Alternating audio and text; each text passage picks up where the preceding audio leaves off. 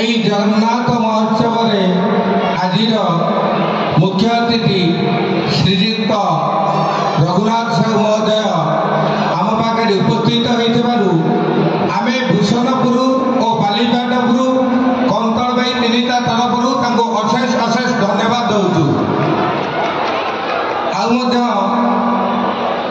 ମୋ ସାମ୍ନାରେ ବସିଥିବା ଗୁରୁଜନ ମା ଭଉଣୀମାନେ ଏବଂ ବାବୁମାନଙ୍କୁ ମୋର ନମସ୍କାର। ପ୍ରେସ୍ ମିଡ଼ିଆ ଇଲେକ୍ଟ୍ରିକ୍ ମିଡ଼ିଆକୁ ଧନ୍ୟବାଦ। ବିଶେଷ କିଛି କହିବାର ନାହିଁ।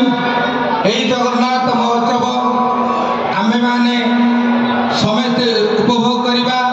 ପ୍ରତ୍ୟେକ ଦିନ ପ୍ରତ୍ୟେକ ସନ୍ଧ୍ୟାରେ ବହୁ ଅତିଥି ଆସିବେ, ତାଙ୍କୁ ଆମେ ଉଦ୍ବୋଧନ ଦେବା ପାଇଁ ସମୟ ଦେବା। ଆଉ ଅଧିକ କିଛି କହିବି ନାହିଁ।